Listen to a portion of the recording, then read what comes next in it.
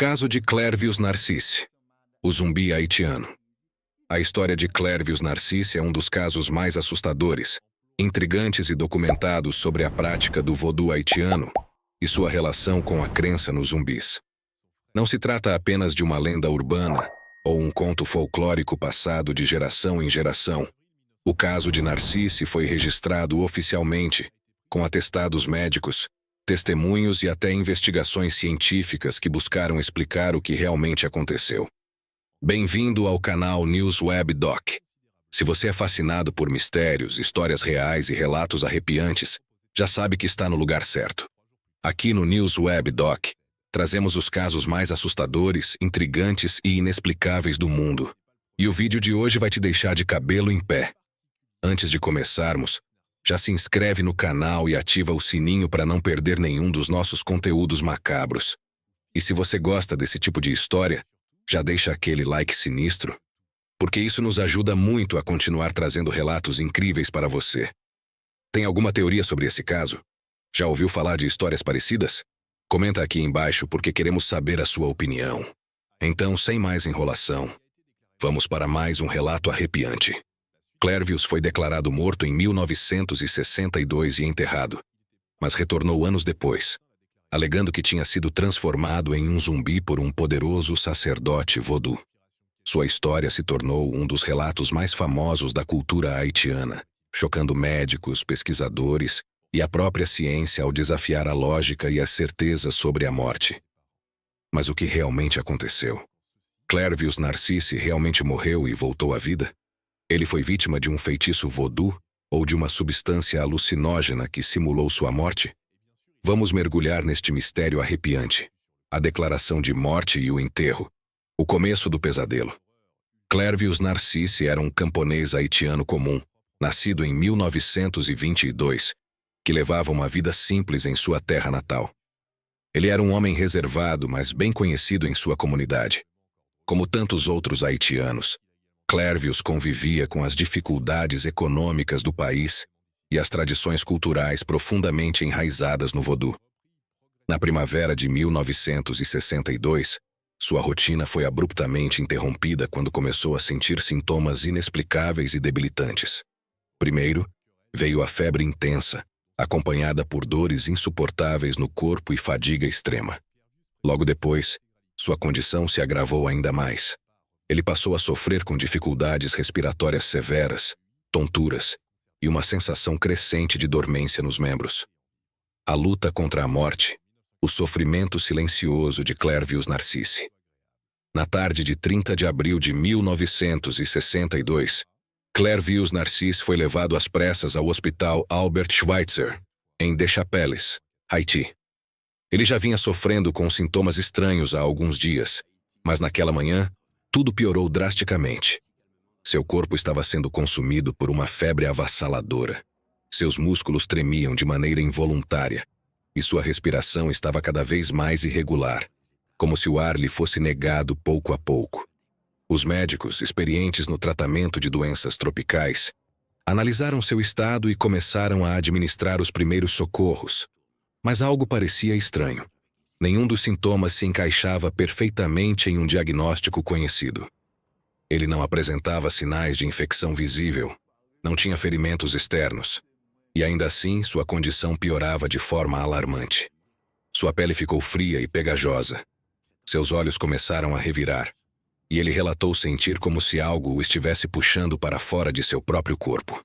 Ao redor da cama, os enfermeiros trocavam olhares preocupados.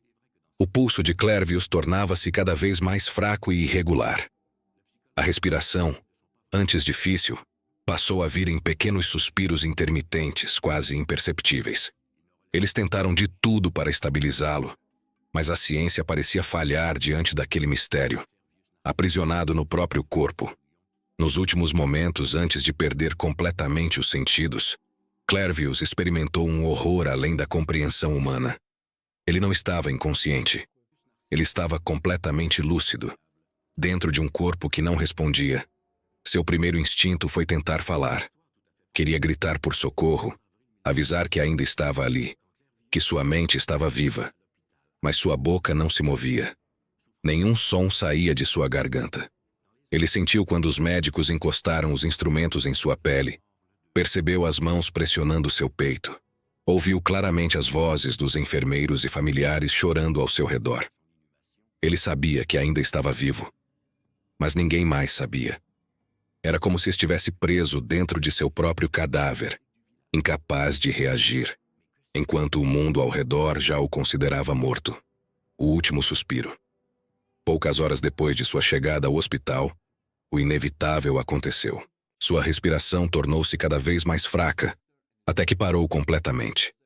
Seu coração, antes descompassado, bateu uma última vez e silenciou. Os médicos tentaram encontrar sinais vitais, mas não havia mais nada. Seu corpo jazia ali, inerte, sem respostas, sem reações.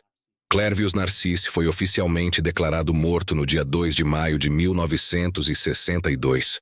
O choque foi imenso, mas a morte, por mais inesperada que fosse, era uma tragédia comum no Haiti, onde doenças misteriosas e condições precárias de saúde eram parte da realidade cotidiana. Para os médicos, aquilo era apenas mais um caso trágico de falecimento. Para sua família, era o fim de uma vida preciosa. Para Clervius Narcisse, era o início de um pesadelo do qual jamais poderia acordar. A certidão de óbito e os preparativos para o funeral. O atestado de óbito foi assinado por 2 médicos norte-americanos, garantindo que a morte havia ocorrido sem margem para dúvidas. O hospital entrou em contato com a família de Clervius, que compareceu rapidamente para reconhecer o corpo. Quando sua irmã mais velha, Angelina Narcisse, chegou ao hospital e viu o irmão sem vida, desabou em lágrimas. Ela segurou sua mão já fria, esperando algum sinal, um milagre, mas nada aconteceu. O corpo foi preparado para o enterro, e a notícia espalhou-se rapidamente pela vila. Amigos e vizinhos foram até a casa da família para prestar suas condolências, trazendo orações e velas para iluminar seu caminho até o outro mundo. Seu caixão foi fechado. A última pá de terra foi jogada sobre sua sepultura. A vida de Clervius Narcisse havia oficialmente terminado. Ou pelo menos assim pensavam todos. A realidade, porém, era muito mais sombria. O despertar no caixão e a escravidão como zumbi. A escuridão era absoluta. O cheiro de terra úmida impregnava suas narinas. O silêncio sepulcral ao redor era interrompido apenas pelo som abafado de passos e murmúrios ao longe. Clervius Narcisse estava preso dentro de seu próprio túmulo. Seu coração, que os médicos haviam declarado parado, batia freneticamente dentro do peito. Seus pulmões, que supostamente não mais funcionavam, arfavam em busca de ar. Ele queria gritar, queria se debater, queria pedir por socorro, mas nada acontecia. Seu corpo estava completamente imóvel, como se sua alma tivesse sido aprisionada em uma casca vazia. Ele ouviu tudo. Ouviu os lamentos de sua família enquanto seu caixão era fechado. Ouviu o som das pás despejando terra sobre ele. Ouviu os últimos murmúrios de despedida enquanto as pessoas deixavam seu túmulo para trás. A angústia de estar enterrado vivo era inimaginável. O tempo passou de forma distorcida dentro do caixão. Minutos pareceram horas, e o desespero de estar consciente, mas impotente, aumentava a cada segundo. Ele não sabia quanto tempo havia se passado, mas a sensação de sufocamento era cada vez mais intensa. Foi então que algo aconteceu. Os ladrões de túmulos, horas depois do enterro, no meio da noite, passos se aproximaram. O som era abafado, mas inconfundível. Algo ou alguém estava cavando. A terra sobre o caixão foi removida rapidamente. O rangido de madeira sendo forçada a abrir foi a última coisa que Clervius ouviu antes de sentir o ar frio da noite invadir sua tumba. Ele não estava sendo resgatado. Estava sendo roubado da própria morte. Mãos ásperas agarraram seu corpo, puxando-o para fora do caixão. Ele sentiu a rigidez dos membros que ainda não respondiam, mas algo dentro dele dizia que ele ainda não estava livre. Foi então que ele viu o rosto de seu captor. Um bocor, um sacerdote vodú, estava diante dele. Seus olhos eram frios como o aço, e um leve sorriso desenhava-se em seus lábios. Naquele momento, Clervius entendeu a terrível verdade. Ele não havia morrido por causas naturais. Ele havia sido amaldiçoado. O bocor o havia envenenado, o fazendo entrar em um estado de morte aparente. Ele havia manipulado o destino de Clairvius para transformá-lo em um zumbi, um escravo da magia voodoo. E agora, não havia mais escapatória. A escravidão na plantação sombria. A viagem foi longa e confusa. O corpo de Clairvius ainda não respondia como deveria, mas sua consciência permanecia presa dentro daquela prisão de carne inerte. Ele foi levado para uma plantação remota, onde outros homens e mulheres estavam na mesma condição. Olhares vazios, movimentos lentos e descoordenados, sem voz, sem vontade. Eles não falavam. Eram apenas sombras do que um dia foram. Lá, ele trabalhou incessantemente, todos os dias, sem descanso. As ordens do Bokor eram obedecidas mecanicamente. Eles não sentiam fome, não sentiam sede, não sentiam dor. O tempo perdeu o significado. Os dias se fundiam com as noites, e a única certeza era o peso do trabalho ininterrupto. Mas o pior de tudo era a neblina na mente. Os zumbis eram mantidos nesse estado através de substâncias desconhecidas, uma mistura de ervas e pós mágicos que os deixavam em transe profundo. Sua identidade, suas lembranças, sua própria humanidade estavam sendo apagadas aos poucos, como se suas almas estivessem sendo arrancadas dia após dia. Clairvius começou a esquecer quem era. Seu nome tornou-se um eco distante, seu passado, uma névoa inalcançável. Apenas um comando fazia sentido: trabalhar. Por 2 anos inteiros, Clairvius foi um escravo sem mente, sem consciência, sem alma. O fim do feitiço, o retorno à vida. A escravidão parecia não ter fim, até que algo inesperado aconteceu.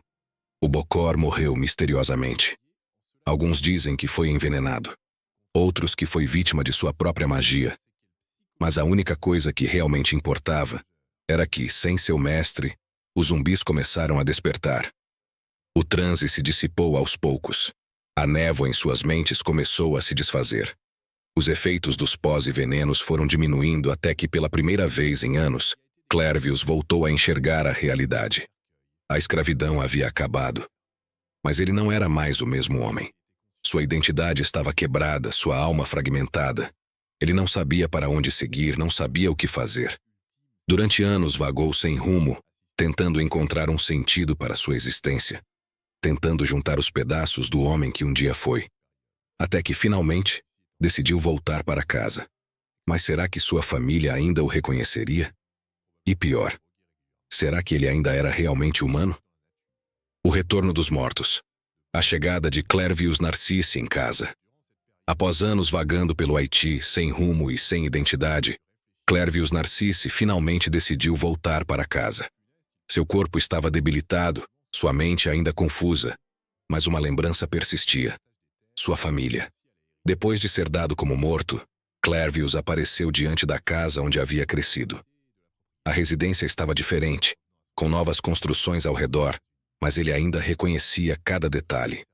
Seu coração batia acelerado. Ele se perguntava: será que minha família ainda está aqui? Será que vão acreditar em mim? Ele caminhou hesitante até a porta e bateu. Dentro da casa, sua irmã Angelina, agora muito mais velha, atendeu com cautela. Ao abrir a porta, ela viu um homem magro, envelhecido, de olhos fundos e expressão séria. Angelina. Sou eu, Clairvius. Por um instante, o tempo pareceu parar. Angelina olhou fixamente para aquele homem, sua mente recusando-se a acreditar no impossível. Seu irmão estava morto. Ela própria esteve no enterro. Viu seu corpo ser colocado na cova. Chorou sua perda. Mas agora, ali estava ele. Ela recuou, sentindo um arrepio gelado percorrer sua espinha. Seu rosto ficou pálido. Os joelhos quase cederam. Isso não pode ser verdade, murmurou com a voz trêmula. Então, Clairvius falou sobre detalhes da infância que só um membro da família poderia saber. Ele contou histórias que só os dois conheciam. Mencionou cicatrizes, brincadeiras, momentos da vida que ninguém mais poderia lembrar. Angelina caiu de joelhos, os olhos arregalados. Ela sabia que era verdade. Clairvius Narcisse, o irmão que ela havia enterrado com as próprias mãos, estava vivo. Ou pelo menos algo que parecia ser ele estava ali. O choque se espalhou rapidamente pela vila. Vizinhos correram para ver o homem que tinha voltado dos mortos. Alguns fugiram com medo, acreditando que estavam diante de um espírito, um zumbi.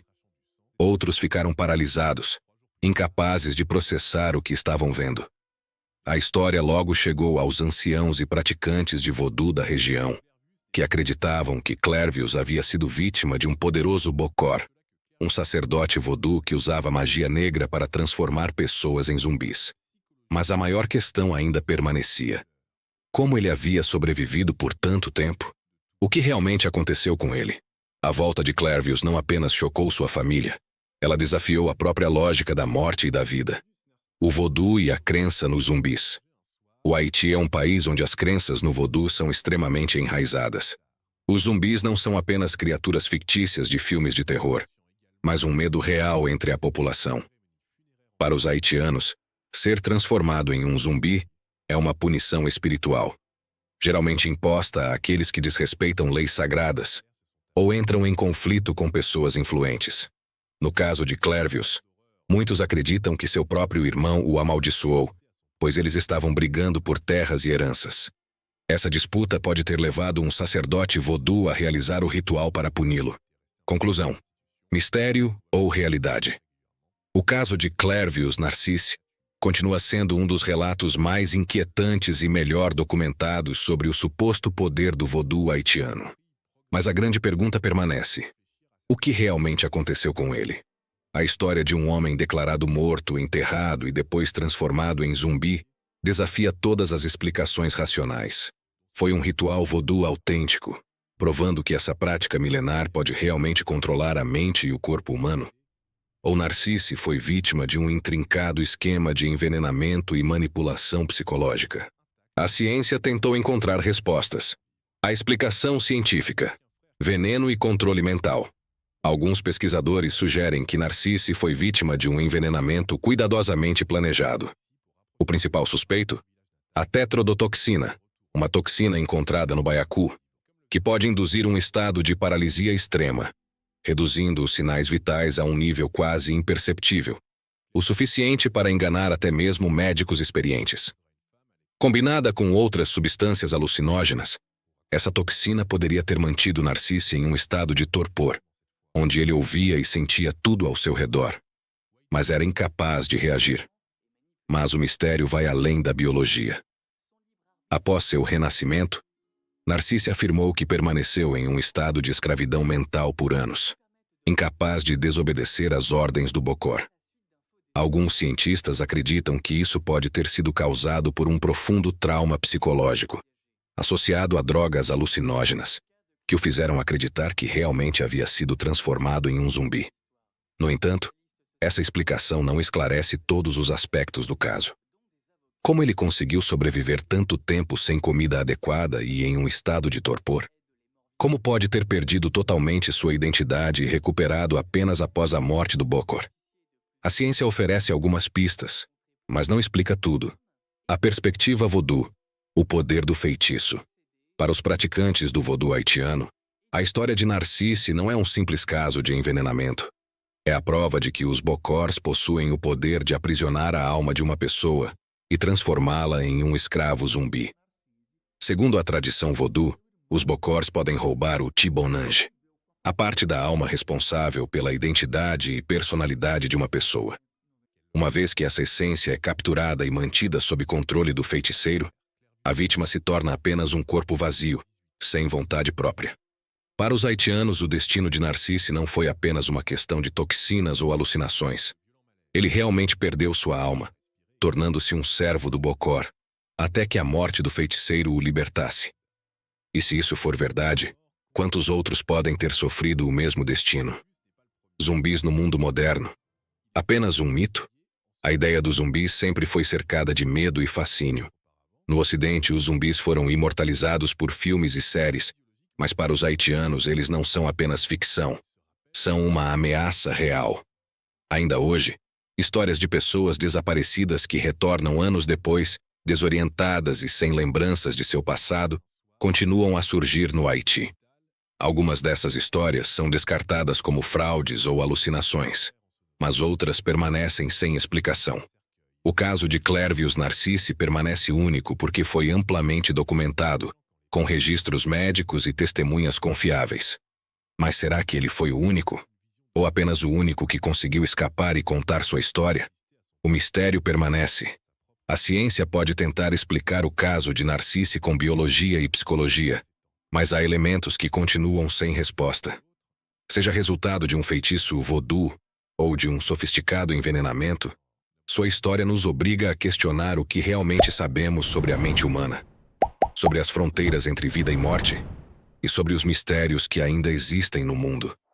A única certeza é que a lenda de Clervius Narcisse continua viva, assombrando o Haiti e o mundo até hoje, e nos fazendo perguntar: quantos outros mortos-vivos podem estar vagando entre nós?